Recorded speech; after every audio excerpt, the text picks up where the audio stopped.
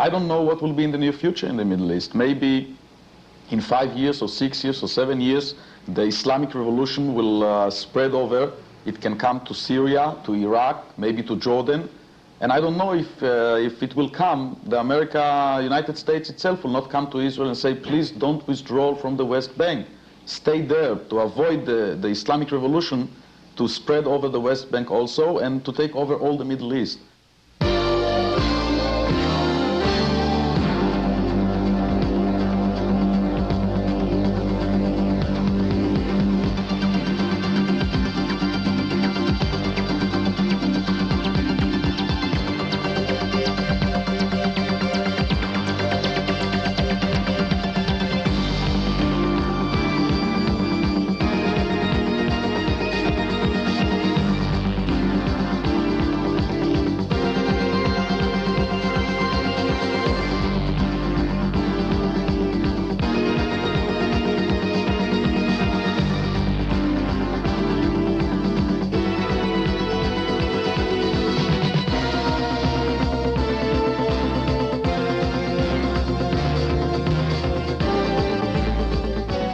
Roni Milo is the youngest member of the 120-member Knesset, which is behind me.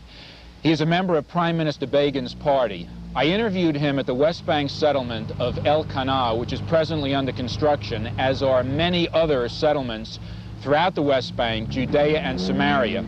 It's ironic that these settlements are being constructed with the help of Arab workers.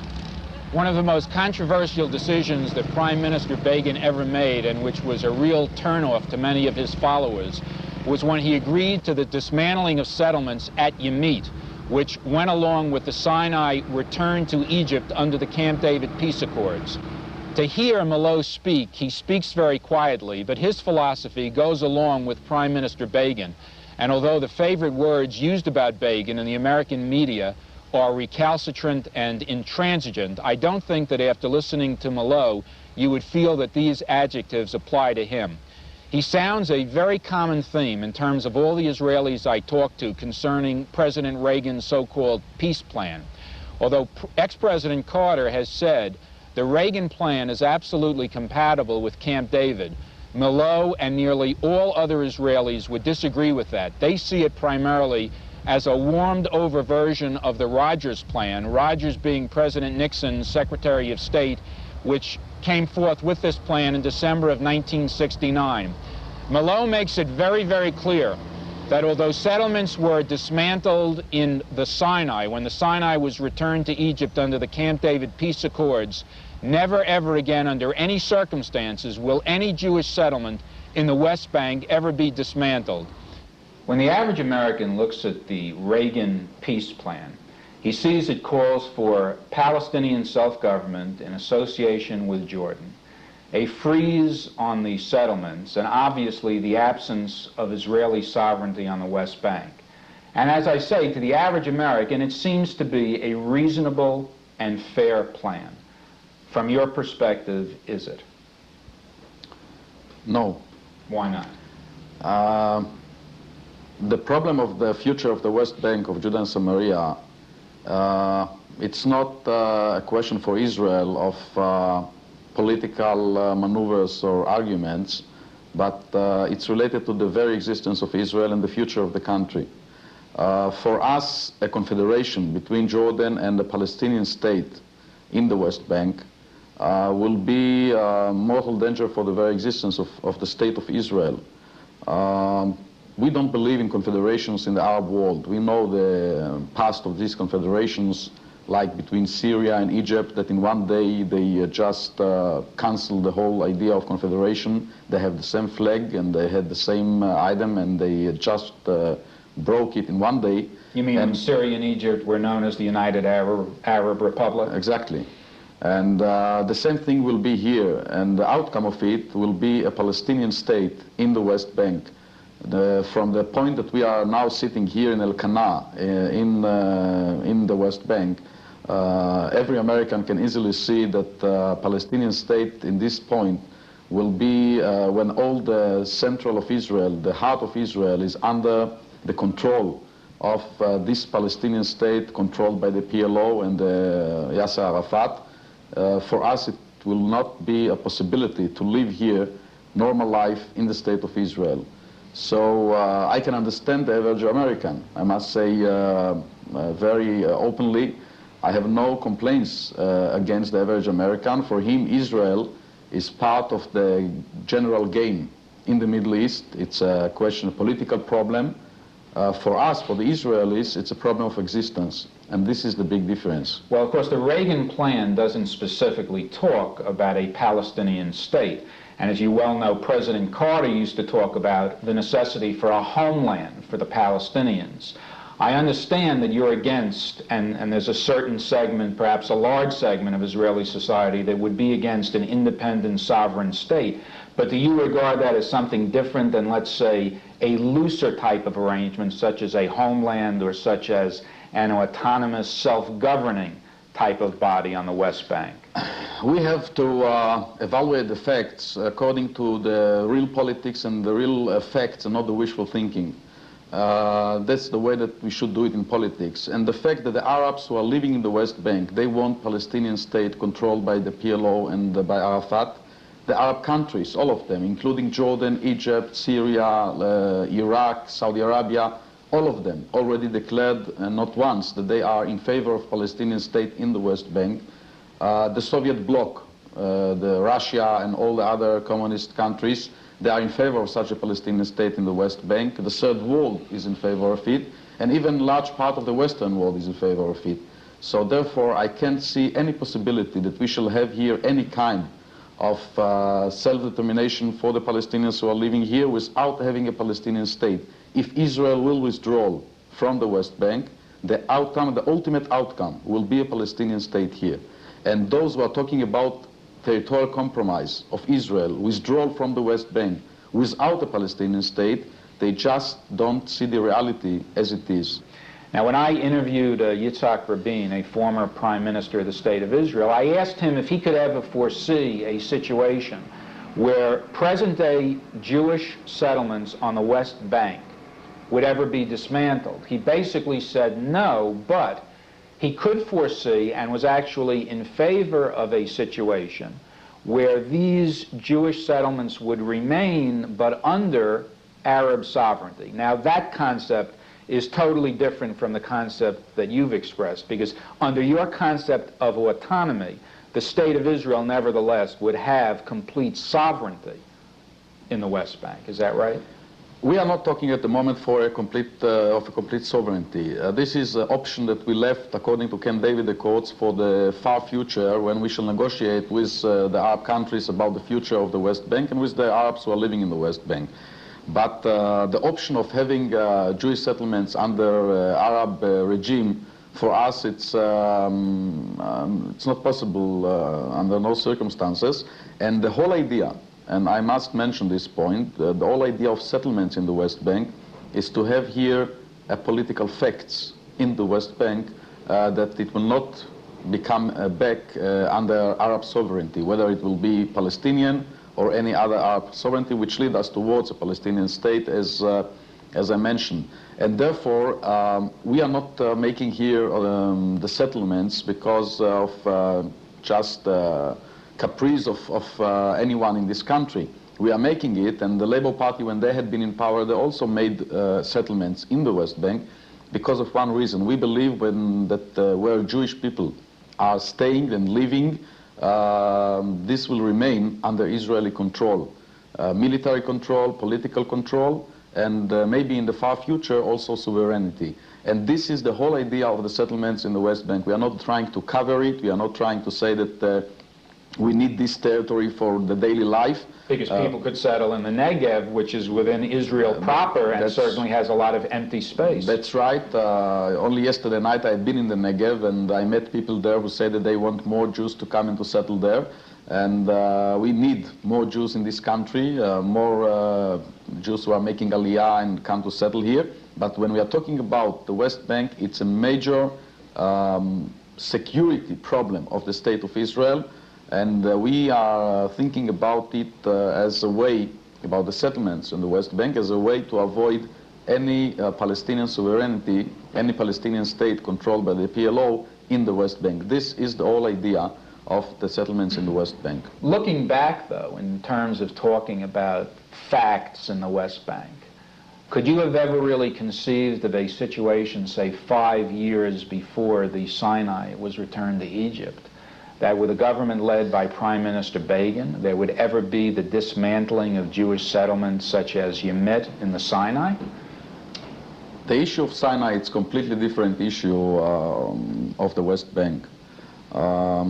Sinai is far away from the central populated area of Israel. Here, when you are coming out of this place when we are sitting now, you can see Tel Aviv and Kfar Saba and Ra'anana and even Haifa and Ashdod, all the central populated area of Israel. Sinai, it's a desert, far from the central populated area of Israel. We could have in Sinai demilitarized zones, 3 demilitarized zones. We can keep our security and withdraw from Sinai. But we cannot keep our security and withdraw from the West Bank. And this is the major issue. Before Begin had been elected to Prime Minister, people said that he is tough, that he is not flexible.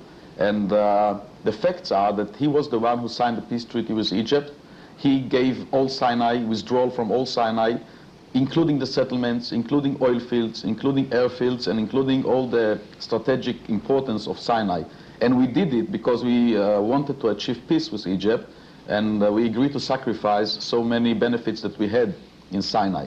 But we did it because we didn't have a question of problem of security for the very existence of the State of Israel. When we are talking about the West Bank, it's a completely different issue. Here we are talking about the future and the security of the country, of the State of Israel, and therefore I don't see any way that we can compromise on this issue.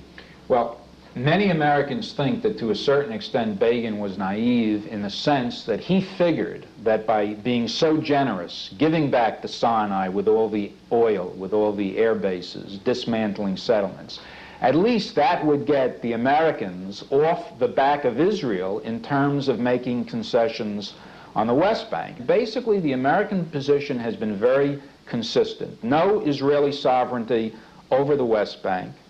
The settlements are illegal, and they even consider East Jerusalem, Carter certainly said that, to be a part of the West Bank. Was that a factor in Begin being so generous in his negotiations with Sadat? I heard that the Americans, part of the Americans said about Begin many things. Naive, it's not the worst thing that they said about Begin. We part of the political map in Israel believe that any withdrawal of Israel from the West Bank will lead us towards such a terrorist state, such a PLO state here in the West Bank. We are those who think in terms of real politics, and those who think about territorial compromise without a Palestinian state, those are the naives. And the future will say who was right about it. About the American point of view, as I said before, I can understand the American point of view from the American point of view. If I would be an American, maybe I would think the same way. Because for the United States, the relations with Saudi Arabia, it's very important. The relations with Jordan is very important. The relations with Syria or Egypt is very important. For us, the first thing which is important to us is our existence and our security. And this is the big difference. I don't have any complaints to the Americans, whether they think that we shall withdraw not only from the West Bank, but maybe also from Jerusalem. There are many Americans who think that we should withdraw from East Jerusalem. We will not accept it. For us, it's a question of existence, a matter of existence, and therefore we can accept a different point of view, but we don't agree to it. Well, but fine, but once again, talking about the real world and political issues and dealing with fact rather than fantasy, it's one thing for you to sit at this desk and say you can understand the American point of view and you respect the American point of view. But if, in fact, the American point of view says that East Jerusalem is part of the West Bank, and unless you agree to that, we are going to withhold aid, we're not going to sell or give arms to Israel, then it becomes extremely important. And then it's not just a matter of being a difference of opinion, but then the American policy could have a real pragmatic, terrible effect on Israel. How would you react under those circumstances? In theory, it can be. I mean, it's not out of the possibilities that we can foresee. But I believe that Israel is the only real ally of the United States in the Middle East. And therefore, even if we shall have different opinion about important issues, we still will remain allies, and the United States will not stop the important aid, especially the military aid, to the State of Israel. We have to take into consideration the situation in the Middle East. 5 years ago, the Shah of Iran was the best ally of the United States in the Middle East. And now we see what happened in Iran. Khomeini is there, and we know the situation. Nobody could foresee 5 years ago what will be there.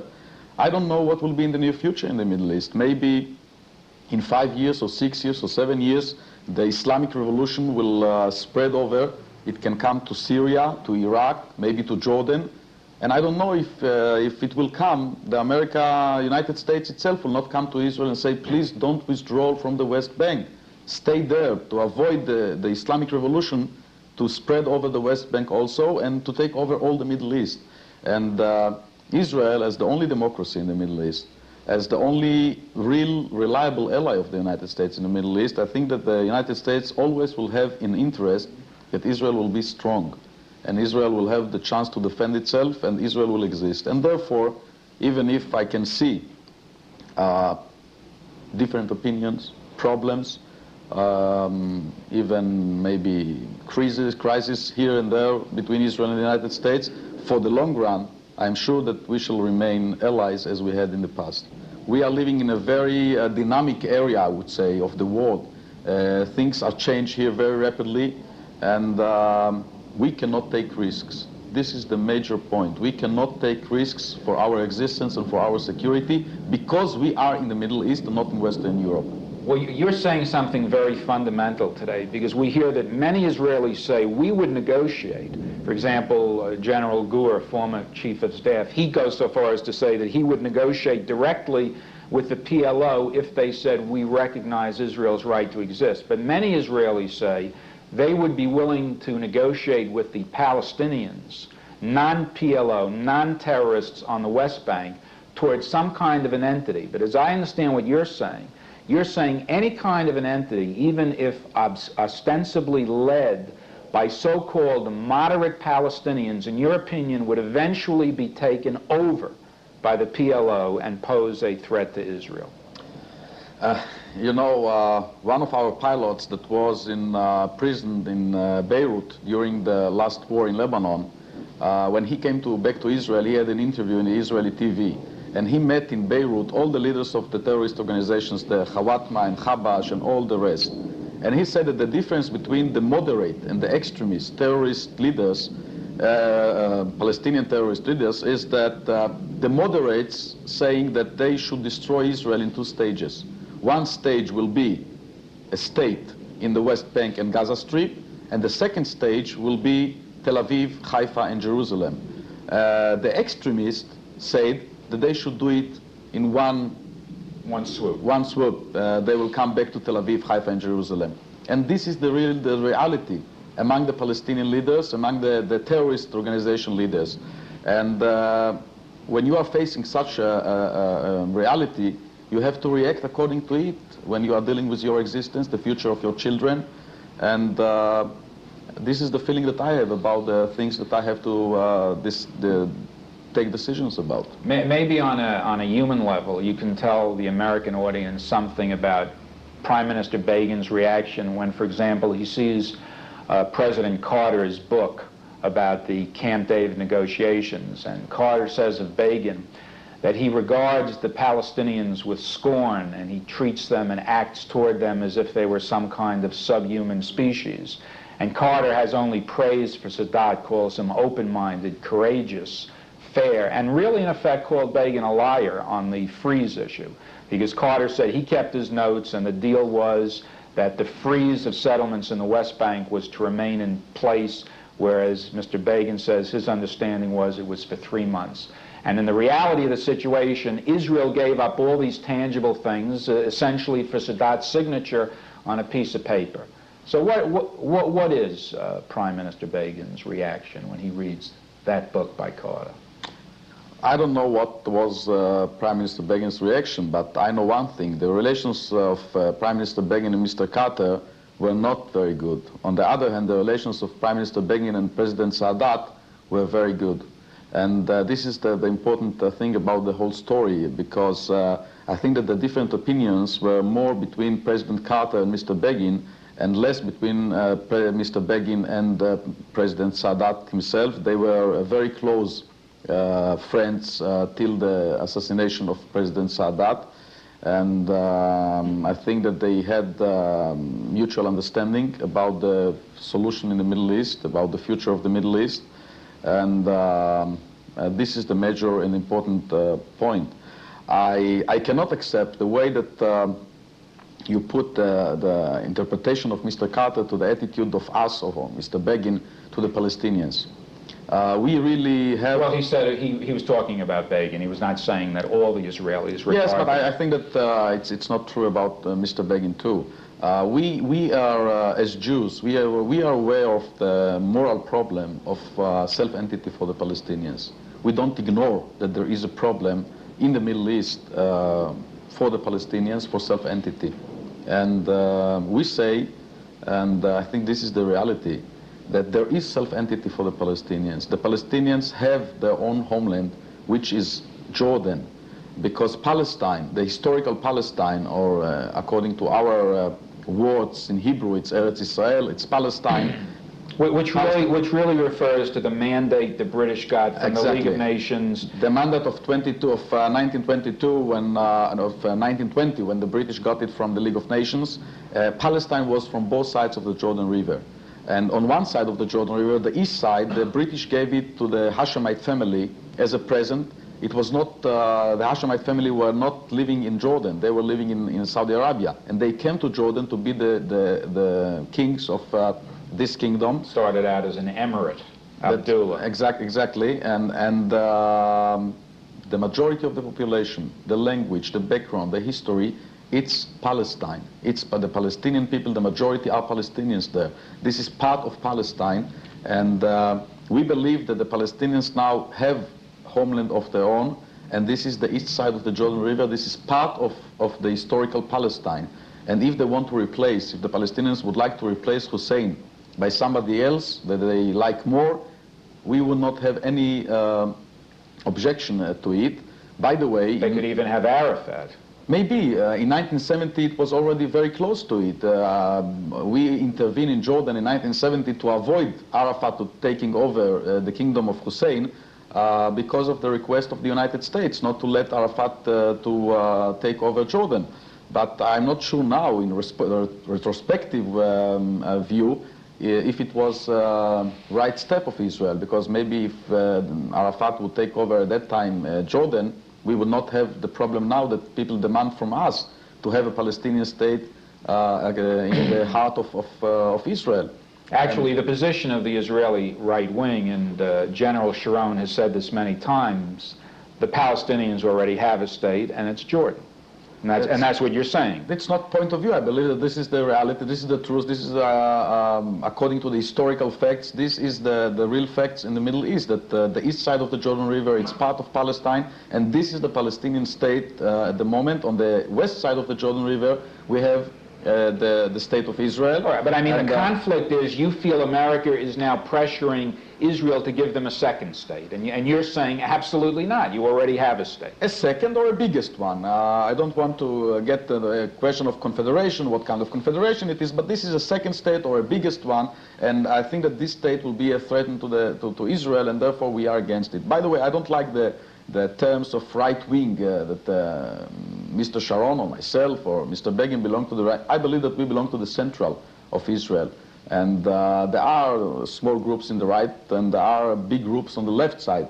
But I don't think that we are the right in Israel. Well, I don't like the term right. Well, why not? It's perfectly respectable, both in American terms. I mean, Barry Goldwater and President Reagan would consider himself a right-winger. Okay, Friggin is Well, it considered means himself it's right-winger, conservative. so it's okay. In Western Europe, the terms are different. It's not a dirty word. I mean, left, liberal, right, conservative. I didn't mean dirty word, but you know, right, some people are saying fascist, rights, and this, and so I'm very careful. Well, all right. I mean, realistically speaking, how many members of the Knesset are to the right of you and Begin? I would say 3, 4, 5. Okay. so it's hard then to say that you're in the middle. Not in the middle, in the center. Okay, in the center. With the benefit of hindsight, was the invasion of Lebanon, and particularly was the invasion of Beirut by the Israelis a mistake? I don't think that the invasion to Lebanon was a mistake. We have usually very short memory, and we have to remember that the whole northern part of Israel, including Kiryat Shmona and Nahariya, all the cities and the villages in the north part of Israel were under the bombarding of the PLO, of the terrorists. We had a problem of daily life in the northern part of Israel, and we have to solve the problem, and therefore we had to enter Lebanon, to invade Lebanon, and to destroy the PLO in Lebanon.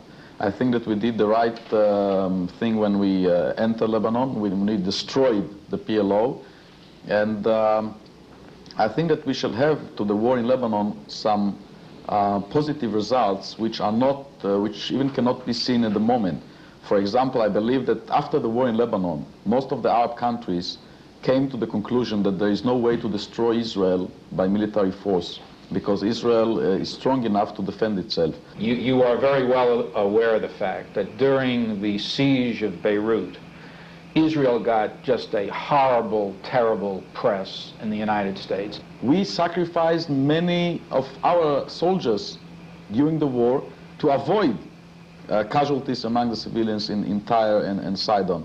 None of the press in the world said a word about it, but we are already used to it. I mean, we don't have a positive press, positive cameras of TV in the world about Israel and towards Israel, and we take into consideration, you know, after the Holocaust, as Jews we had very good press, but we had 6 million Jews that were in gas chambers, and among them 1.5 million children in gas chambers. We prefer to be alive with bad press than to be dead with good press. Thank you very much. Thank you very much.